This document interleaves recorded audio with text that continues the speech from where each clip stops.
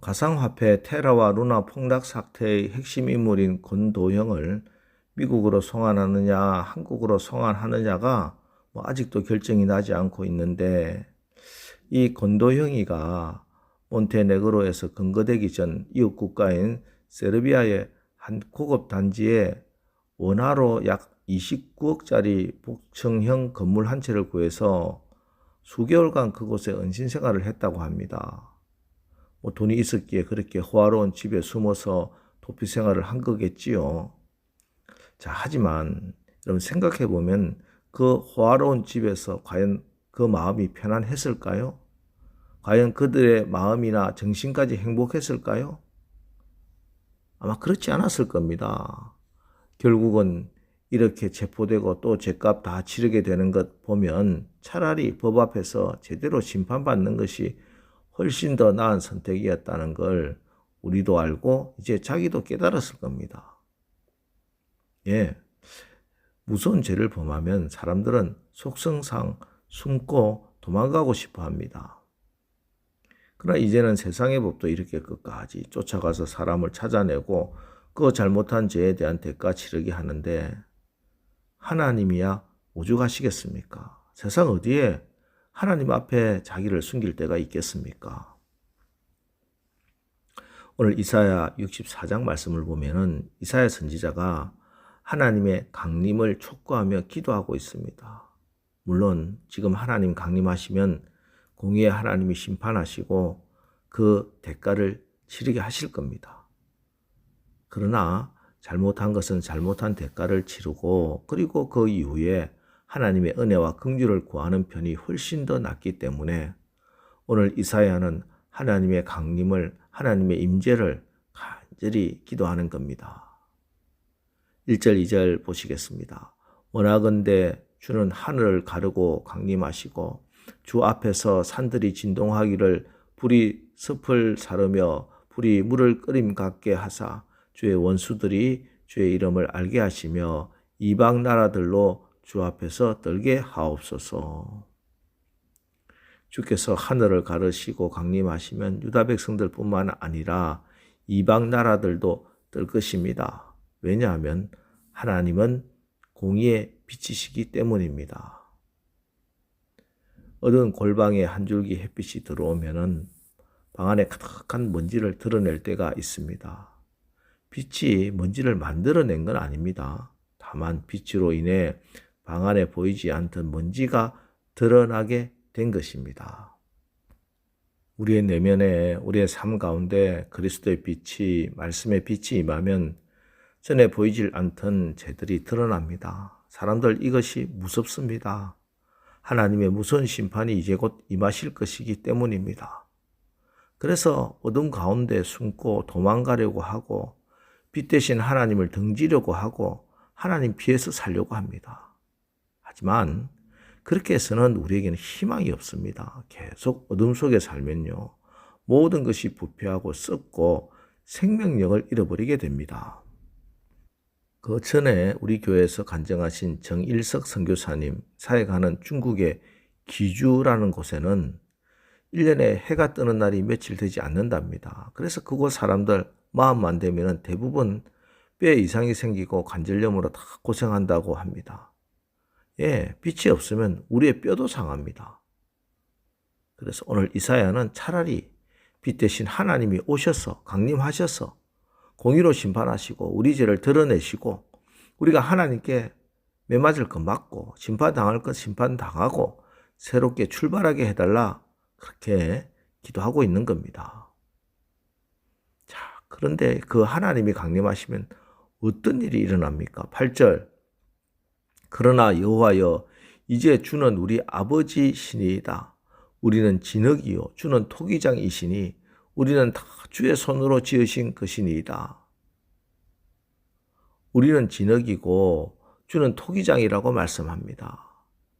토기장이도 역시 그릇을 깨뜨리실 때가 있습니다. 그러나 이것은 좋은 그릇 만들기 위해서, 좋은 작품을 만들기 위해서, 새로운 창조를 위해서 그릇을 깨뜨리시는 겁니다. 토기장이 되신 우리 하나님은 잘못 빚어진 것 파괴하고 또 깨뜨리고 파괴해서 온전히 하나님께서 원하시는 모습으로 빚어 가실 겁니다. 하나님께서 유다 백성들을 보실 때 지금 이 상태로는 하나님 앞에 설 수가 없으니 심판하고 도려내고 죄악을 진멸해서 새롭게 하나님 나라를 위해서 빚어 가실 것이라 하는 그 말씀입니다. 실제로 하나님께서 유다 백성들에게 임재하셔서 바빌론의 나라를 빼앗기게 하시고 포로로 끌려가게 하셨습니다. 성전은 불타게 하셨습니다. 그리고 그 포로 생활 70년 동안 이스라엘은 왜 자기들이 이렇게 망했는가? 어떻게 하나님의 성전 예루살렘 성전이 불타고 무너질 수가 있는가? 애통해하며 회개하고 회개했습니다. 특별히 예배가 형식적이고 예배를 멸시했던 그 죄가 가장 크게 드러났고 그들은 그것을 철저하게 회개했습니다. 그래서 이들이 포로에서 귀환할 때 받은 사명은 다시 성전을 건축하는 것이었습니다. 이제 우리가 돌아가면 하나님께서 원하시는 성전을 다시 세워야 되겠다. 이 성전을 다시 세움으로 우리가 다시는 신앙적인 불순종으로 하나님께 범죄하지 않겠다 결단하고 그들이 다시 돌아왔습니다. 그리고 절대 불가능할 것 같은 힘으로도 되지 않고 능으로도 되지 않던 그 스룹바벨 성전을 온전히 성령의 능력으로 완공합니다. 이것이 심판 이후에 하나님께서 다시 회복시키시는 역사였습니다. 물론 이것은 하나님의 애정 속에 있는 일이었죠. 이미 이사야를 통해서 에레미야를 통해서 예언해 주신 말씀이 이루어진 것입니다. 그러나 보십시오. 오늘 이사야가 그런 하나님의 계획과 섭리를 알았기에 그래서 하나님이 예정하셨으니 세월만 지나면 그 일이 이루어질 것이니 넉놓고 있었습니까? 아닙니다. 하나님의 뜻을 알았기에 이사야 오늘 이렇게 더 간절히 기도하는 겁니다. 예, 기도는 응답이 먼저 있기 때문에 기도하는 것입니다. 그래서 반드시 응답받는 겁니다. 그래서 하나님의 응답을 받는 참된 기도는 하나님을 아는 만큼 기도합니다. 하나님의 뜻을 분명히 알면 반드시 기도합니다. 반드시 응답하실 것이기 때문이죠. 그리고 반드시 하나님이 또 이루어 주시는 겁니다.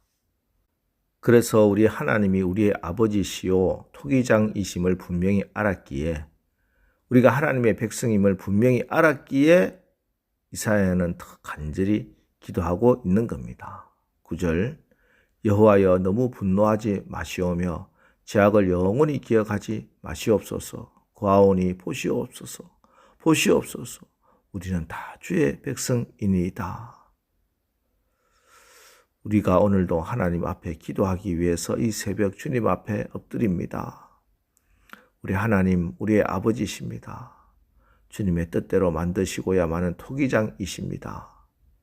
우리는 하나님의 백성입니다. 악한 사단의 세력이 아무리 우리의 가정을, 우리 교회를 무너뜨리려고 해도 승리는 기도하는 여러분의 것이고 기도하는 가정이 승리하고 기도하는 교회가 이깁니다. 주님 친히 말씀해 주셨습니다. 누가복음 10장 19절 내가 너희에게 뱀과 정갈을 밟으며 원수의 모든 능력을 제어할 권세를 주었으니 너희를 해할 자가 결단코 없으리라. 사단을 예수 그리스도의 이름으로 묶으면서 나가는 것입니다. 사단의 견고한 진을 파하며 나가는 것입니다.